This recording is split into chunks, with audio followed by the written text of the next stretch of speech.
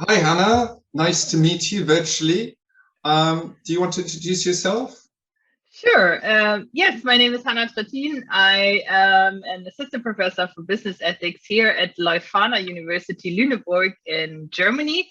And I'm also currently the social media editor for the Journal of Business Ethics. And I'm talking today with Steffen Boehm, and you may want to introduce yourself. Yeah, thanks, Hannah. Nice to meet you. My name is Steffen Boehm or Boehm, depending on where you are. Um, in the UK, I call myself Boehm, but never mind. I'm a professor of organization and sustainability at the University of Exeter Business School. I'm based in sunny Cornwall in the southwest of England. And about half a year ago, a bit more now, I've become the first environment section editor of the Journal of Business Ethics. Very cool. I mean, I just rather recently joined the editorial board from JBE, and so I was very curious to learn about your section, given that it was basically established this year already, 2021, right? Uh, Or earlier, we started, 2020? but yeah, no, we started only about March, April 2021. So it's barely half a year old. And Yeah. well, it's going really well. We've had quite a few submissions, a lot of papers under review already. So people are really interested in it and submitting to it. And it seems to have sort of plugged a gap, as it were, because not many journals in business ethics or wider business management studies have really been very interested in not just the environment, but I would say the natural environment. So that's what I'm trying to do, to really talk about the natural environment much more, including climate change in terms of biodiversity loss, species extinctions, and really bring these natural environment topics right to the heart of the business and management studies community. Mm-hmm. And I was also wondering, also for potential interested authors, would you consider the environment as something like as a topic in that sense, or do you also consider, or is this part of the section that you, for example, also particularly look for, I don't know, systems thinking, sustainability related theorizing, so to speak, or what? Or would you say it's just phenomenon driven? No, very much. It's very broad. It's very broad. So both the former and the latter, what you mentioned. So very much phenomenon driven. How do companies adapt to climate change? How they mitigate climate change, for example? How they relate to biodiversity? Basically green issues in companies, as it were. But very much also theoretically driven. You can't really think of the relationship between society and nature without having some sort of form of systems thinking behind you. So I'm very much interested in that as well. In fact, I've got one or two papers under review that really come from systems thinking, and very much welcome those as well. But what I keep sort of telling prospective authors that, in business studies more broadly, the environment is normally seen as or defined as the environment outside the business environment, which is to do with, for example, economic and social legal context, etc. That's not what this section is about. I'm really interested in the natural environment, in issues around sustainability, in issues around climate change, biodiversity loss, and these kind of issues. So I'm really interested in that rather than what's traditionally seen as the business environment, if that makes sense. Yeah, absolutely. Yeah, and I think that's very important. And as you said, I think it closes a gap as far as I can see, the sort of the landscape of journals focusing really clearly on sort of the green dimension, right, of sustainability and CSR and business ethics. I think that's really interesting. And you're basically the expert on that, given that you just recently published a book or edited a book on climate change. Can you tell us a little bit more about this book. I think it's launching these days, right? It has launched, yes. It's called Negotiating Climate Change in Crisis. I'm pleased to say that it's available for free to download on the internet. So we can put the link into the section here in the description of the video. It's published by Open Book Publishers, and it's a really cool publishing platform. You can download a PDF for free, but you can also buy a paperback or hardback, as it were. And yes, the book is bringing together more than 60 authors from around the world, predominantly social scientists, but also engineers and environmental scientists. But predominantly social science, and it's really a critical view of what's gone wrong with climate change negotiations over the last 30 odd years. Because I'm old enough to remember that we have been talking about climate change at the highest possible level for at least 30 years. I don't know whether you remember, in the early 90s there was the Rio Earth Summit happening, which brought together all the big policymakers, the leaders of the world. Everyone went to Rio and they've talked about climate change and decided we really need to do something about it. That was 30 years ago. And we fast forward now, 30 years, COP26 is about to start in Glasgow in Scotland.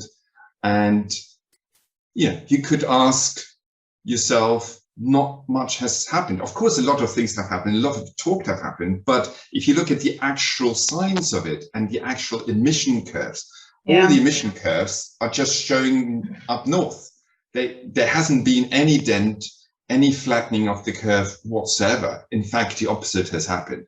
Emissions have risen exponentially over the last 30 years. I've heard a really fantastic statistic last year that over the last 30 years, and again, we have been talking about 30 years at the highest level for about climate change.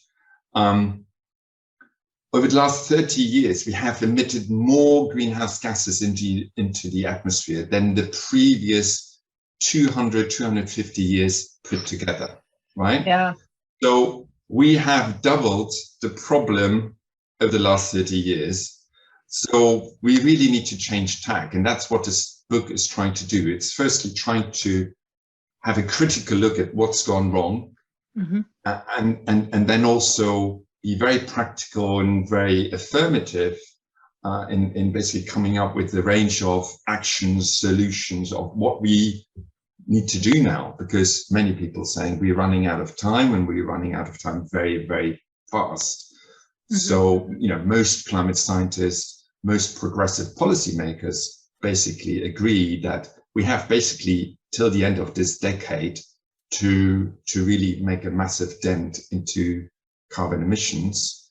Otherwise, things will go out of hand very, very quickly. One of my colleagues at the University of Exeter, Tim Lenton, has talked a lot about so-called tipping points, which comes out of system science. What he's been saying for a long time now, for more than 2 decades, is it's very likely that we will see tipping points in the climate, where suddenly the climate system will make very rapid changes because it can't cope within its current configuration anymore.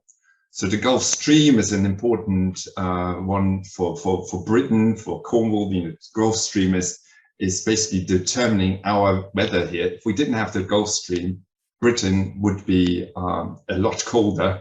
But the Gulf Stream could change its course within our lifetime if we have a significant tipping point.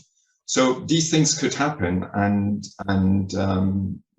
we as social scientists, we really need to take that very, very seriously, because the way we run businesses, the way we run organizations on a daily basis is impacting the climate and the wider natural environment.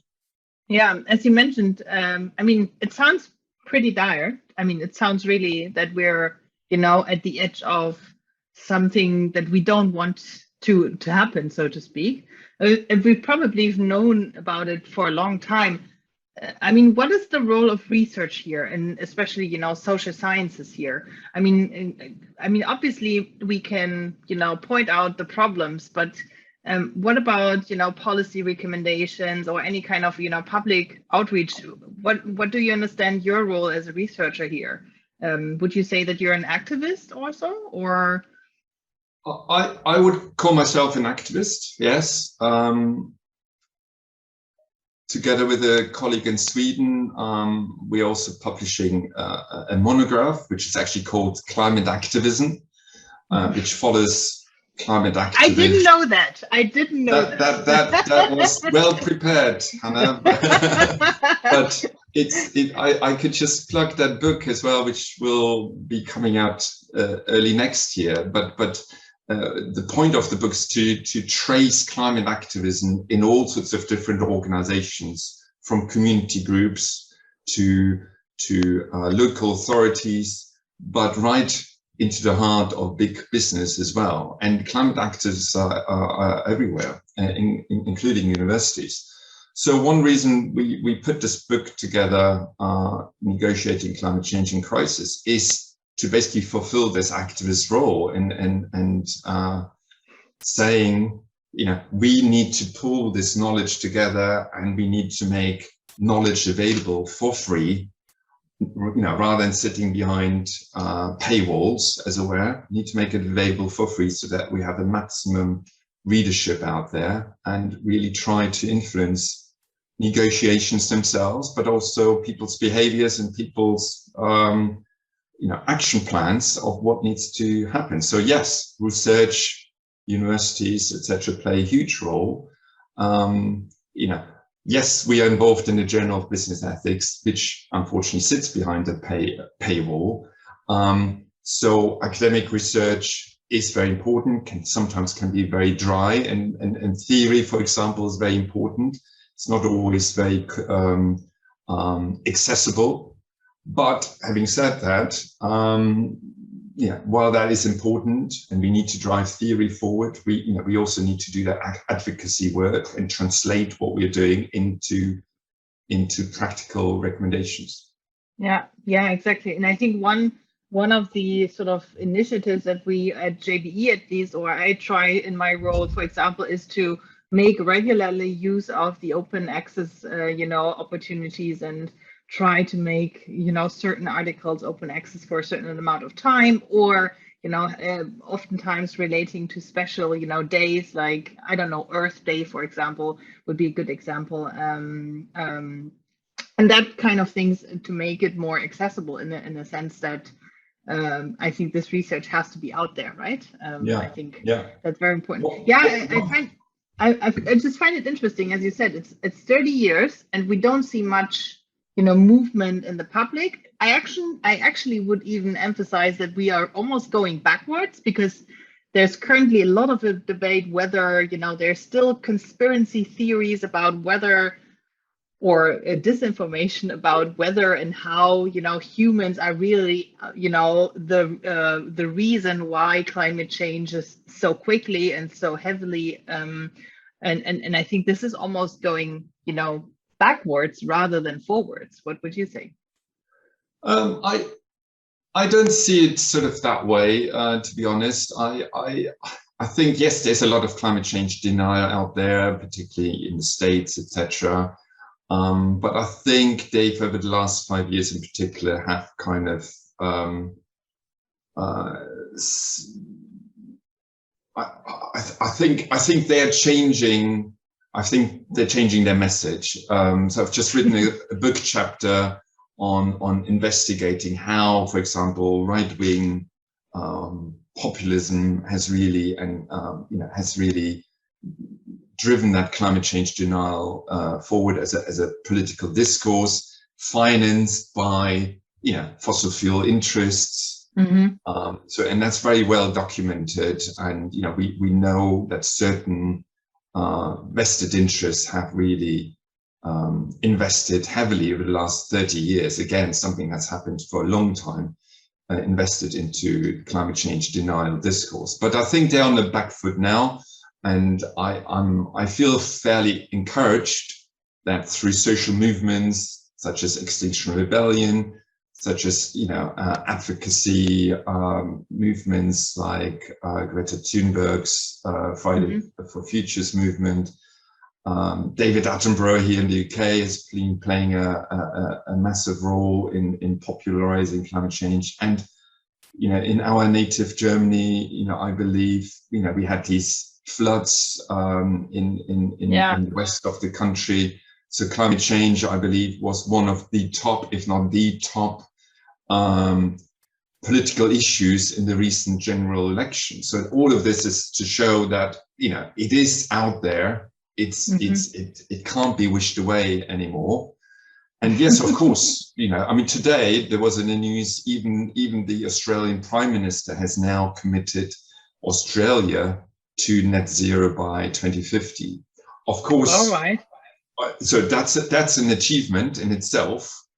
Having said that, it's a public, declaration of aspirations that you can, now work towards, and he probably will be, they will. Unfortunately, there's no pathway. There are no policies in place that actually lead the country in that direction. So there are massive problems the way companies and countries now declare publicly net zero ambitions, which are very, very far, set in the future, 2050, 30 years, another 30 years ahead.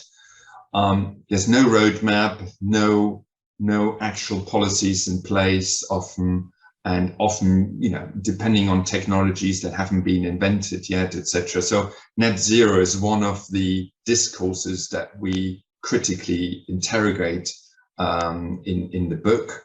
And it's definitely it's a new discourse that has emerged. It sounds great, but what exactly the net means in the net zero is really open to interpretation, and that needs to be opened up, that Pandora box, and questioned. Yeah, super interesting.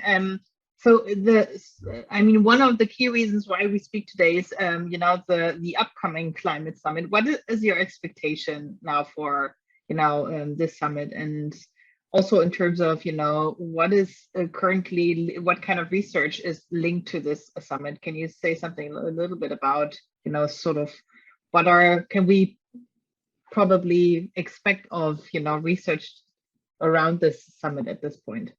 Yeah. Well, I have to say my expectations are fairly low. I'm sorry to say, because the COP circuit, some call it the COP circus, hasn't really delivered enough over the last. So it's COP 26. So last year we didn't have a COP. So basically, the COPs have existed for 27 years, and we had key COPs: COP 3 at Kyoto. COP 15, I think it was, Copenhagen, then the Paris Agreement, etc., etc. But again, all the emissions curves are showing in the wrong direction. So the COPs have failed. Let's put it that way. And there's no indication that this COP will really bring about the radical change that we need to see. I'm really sorry to say. Having said that, I look forward to going there. I'm going to go there. I'm going to take my son with me to show the next generation what this is all about and how important these issues are. Because the COPs are important to bring not just the world leaders and the negotiators together, but they're also gathering spaces for civil society, for business, for other policymakers, which not directly involved in negotiations. So they're an opportunity to bring these people together, to bring activists together, to exchange views, to gather momentum in terms of the activism. And that's why I'm going, not because I think anything substantial will happen at the actual negotiations. Mm-hmm. The top-down negotiations, and there's actually a chapter in the book about precisely that, by colleagues from Bangladesh, and they are basically saying, you know, particularly the low-income countries, the so-called developing countries, they often, yeah, and that problem has heightened with COVID-19. Many of these will not be there, or they're because negotiations are always happening in a particular way. They're often drawn out in terms of length.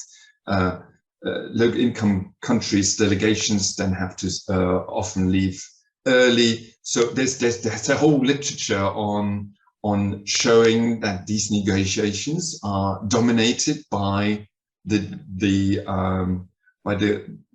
North, by the global North countries, by the vested interests, and low-income countries and the people who are actually affected by climate change right now and have been for some time. Their voice is not heard enough. And I'm afraid to say COVID-19 has increased that problem. So I'm not holding my breath here in terms of the negotiations. But nevertheless, it's going to be an important summit. And I hope the civil society action, the business activism around it, because there are many businesses who are climate activists, and other policymakers, you know, they will bring that movement together and increase the pressure on governments to actually do something. Yeah, great. I think that, so let's cross fingers that, you know, anything useful comes out of it. And if not, at least that, you know, we keep the debate going on. Just as a sort of, maybe sort of a last word. So why should we use, or, you know, what are the sort of the key takeaways that your book can provide us? So why should we read it? Why should you know, want everyone to read this book, potentially also our students, right? So yeah. What do you think are the most exciting nuggets of your book? Well, two main things. Well, actually three things. So first, it's a kind of a historical view, critically looking at what's gone wrong of climate change negotiations over the last 30 years. So for those maybe over the last 5 to 10 years who kind of just come into this space, and climate anxiety is ripe in the younger generation. You know, it's an officially recognized psychological issue now that many psychologists are dealing with, particularly in the younger generation. You know, climate anxiety is ripe. So, but many of these youngsters are, you know, they have maybe engaged with this for just 2, 3, 4, 5 years, sometimes 10 years. But this issue is going back, you know, 30 years and more. So we provide a historical look at what's gone wrong, and so we haven't, you know, climate change hasn't just fallen from the sky over the last 5 to 10 years, right? So that's one big point I would suggest to look out for in the book. And the introduction of the book that Sean Sullivan, who's the co-editor, and I have written, goes right in there into that historical perspective.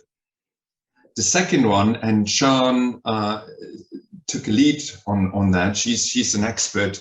She's an anthropologist, and she's been going to Namibia in Southern Africa for the last, I think, 20 to 30 years, done a lot of anthropological work there.